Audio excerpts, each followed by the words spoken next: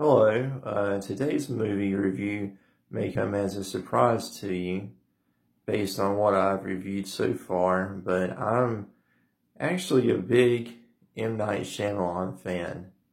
Um, I have all his movies, and recently I got the movie Lady in the Water.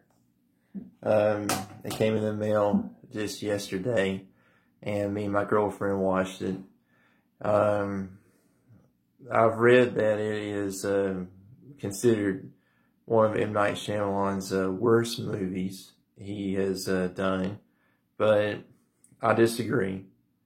You know, I thought it was very enchanting, and I understand that it started off as a children's story, a story that he would tell his kids, and I understand that he made a children's book out of it to go along with the movie. It was released at the same time, and I have not seen it yet, except for on the special features of the movie. He mentions it.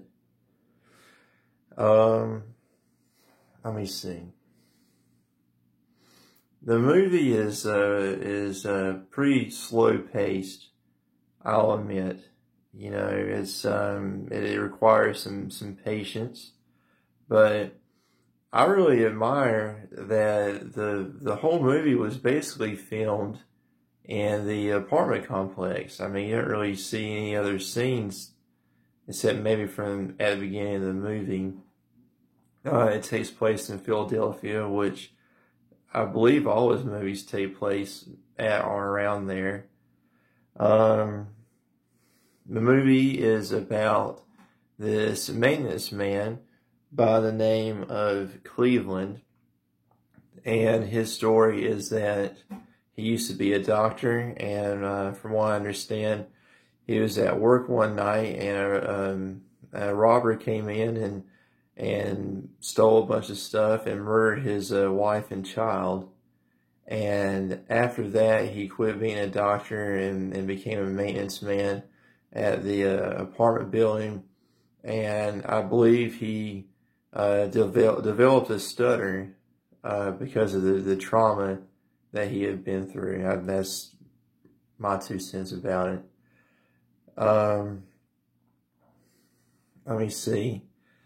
At the beginning of the movie, you get to see all the tenants in the apartment building as he is. It starts off he's killing a bug or something in this people's house, and then a new tenant arrives and he's showing the tenant around. The tenant is a movie.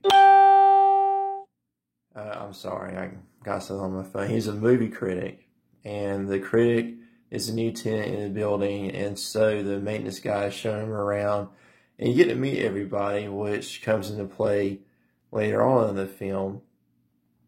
Um, yeah, at the beginning of the movie, he mentions that someone is going into the pool at night, and the pool is supposed to be closed at night, and no one's supposed to be there after hours, and it's kind of like a mystery of who is doing it.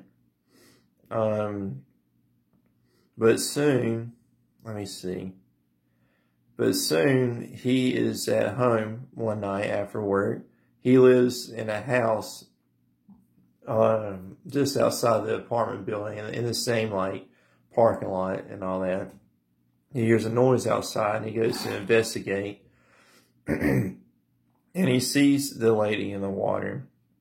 He tries to go after her, but she seems to have disappeared from the pool. That's where he saw her at, in the pool.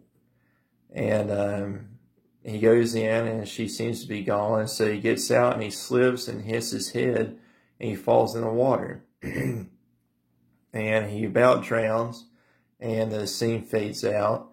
And the next scene, he is back in his house, saved by the lady in the water. Her character's name is Story. She saves him, and it's kind of like an awkward moment because he's just used to being alone for so long. He's not used to have any visitors, and she is very beautiful, you know. But she begins to tell him, you know, who she is and what she's about. And he, I believe this is how it goes. He is, like I said, he's uncomfortable, so he wants to take her back outside and get her out of his house. And that's when he first meets, I guess you could say the bad guy in the movie, which is a wolf. I forget what she called it in the movie, but he is like this mythical wolf from the earth. He's like pretty much like comes from the roots and grass from the ground. And he chases after him and all that, and they narrowly escape. But her purpose is to awaken this person called a vessel. And this person, a vessel, will write a great book that will change the world. And she is supposed to meet this person before she goes back to her blue world, as she calls it.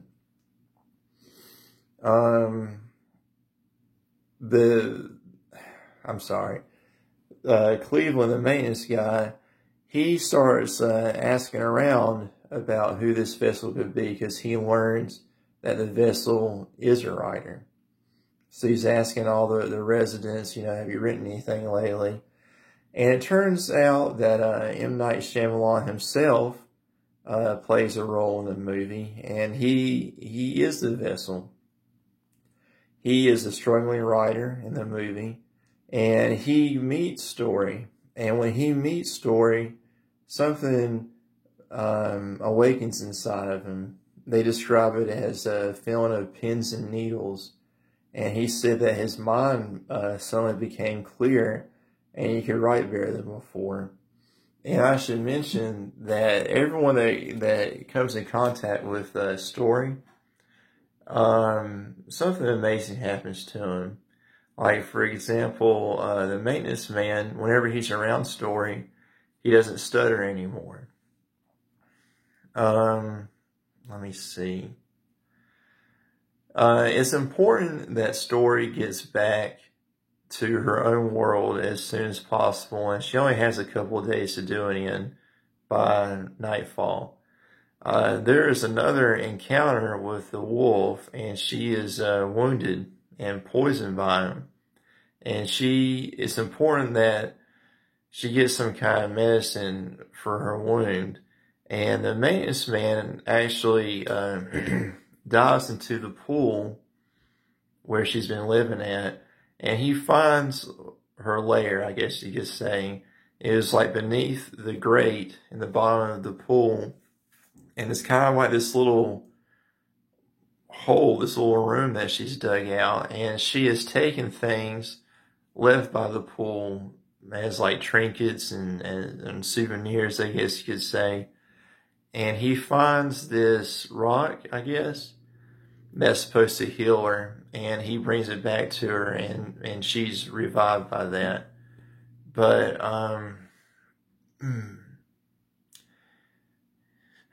in order for her to go back home, there needs to be some elements that help her. And some of the residents have these things. Like, in order for her to go back, she needs to have like the guild, like a couple of guys, a storyteller, a symbolist.